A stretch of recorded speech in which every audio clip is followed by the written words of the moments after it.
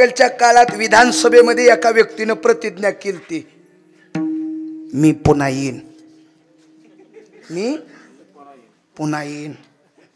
प्रतिज्ञाच होती, मी पुन्हा येईन. बरं, येण्यासाठी प्रयत्न केले नाही का? रविवारी काकडान शपथविधी संघच केला. कशासाठी केलता? येण्यासाठीच केलता की येण्यासाठीच केलता. नाही जमलं. पुन्हा काही दिवसानंतर डाव टाकला, डाव बसला. रात्री झोपताना स्वप्न होता, उद्या मीच मुख्यमंत्री पदाची शपथ घेणार. पण वरून आदेश आला, मी पुन्हा येईन. नाही येता येलं, नाही येता आलं महाराज. काल येता मी का सांगालोय, एका राज्याच्या प्रमुखाला बोललेलं खरं करून दाखवता आलं नाही. माझ्यासारख्या 2.25 फुटाच्या खुजा रुमण्याचं कुठं मांडावं? कुठं मांडावं आपलं? हे सोडून द्या. असं जुनी माणसं सांगतात.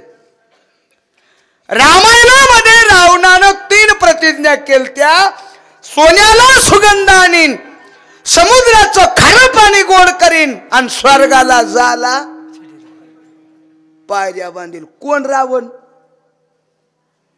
ज्याला 80,000 बायका, 1.25 लाख नातू, 7 कोटी घरे शुद्ध कंचनाची, 7 कोटी घर सोन्याची. महाराज, सोन्याच्या नगरीचा राजा लंकापती रावण.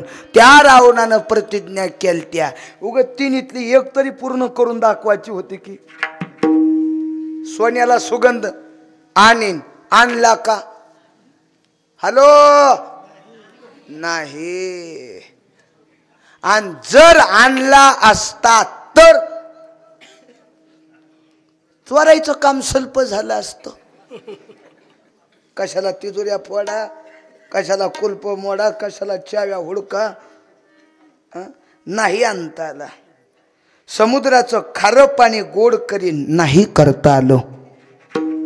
आणि स्वर्गाला जाला पायऱ्या लावीन. हे तर रावणाचे लय उपकार आहेत मोठे, नाही लावल्या ते. होय, जर रावणानं पायऱ्या बांधून ठुल्या असत्या तर साहित्य वर्षभरात मेलेले लोक सप्त्याच्या सुरुवातीला चला चला चला कथा बी ऐकू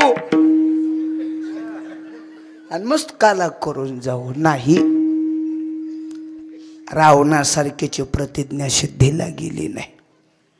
पण प्रतिज्ञा सिद्धीला नेहणाऱ्याच्या जीवनात पाठबळ लागतंय, पावर लागते, पावर.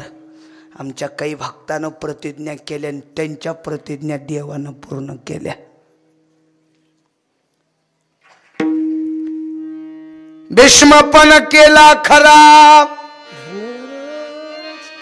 धनुर्धर रक्षिले. गंगापुत्र भीष्माचार्यानं प्रतिज्ञा केली, उद्याचा सूर्य पांडवाला दिसू देणार नाही. आणि बोलणारे भीष्माचार्य म्हणजे निवळी करणं होतं. भीष्माचार्याला सामान्य समजू नका. का भीष्माचार्याची पावर आहे. 80 वर्षाचा म्हातारा अरण्यात गेला. एका आश्रमाच्या समोर एक सुंदर युवती, सुंदर मुलगी पाहिली आणि पाहिल्याच्या नंतर अंतःकरणात इच्छा झाली, हिच्या बरोबर आपण लग्न करावं. डांगराला 80 वर्षाच्या म्हाताऱ्याला पण इच्छा व्यक्त करावी तर पोरीचा बाप दगड घातल्याशिवाय राहत नाही.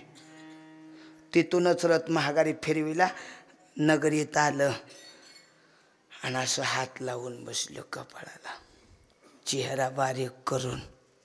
22 वर्षाचा तरुण मुलगा बापाचा चेहरा पाहतो आणि बापाला विचारतोय बाबा तुम्हाला काही कोण बोललं का? नाही रे बाळा.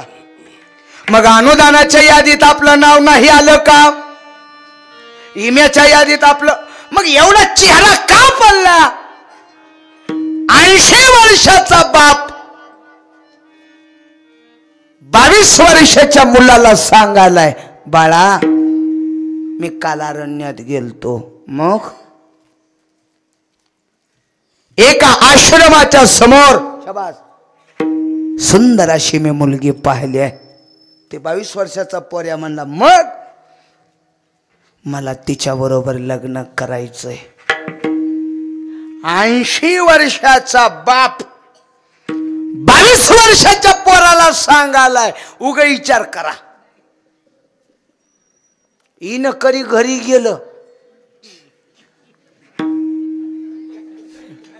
घरी आणि पोराला म्हणायला बाळ्या बाळ्या कसं की रे मला लग्नच करावं वाटले.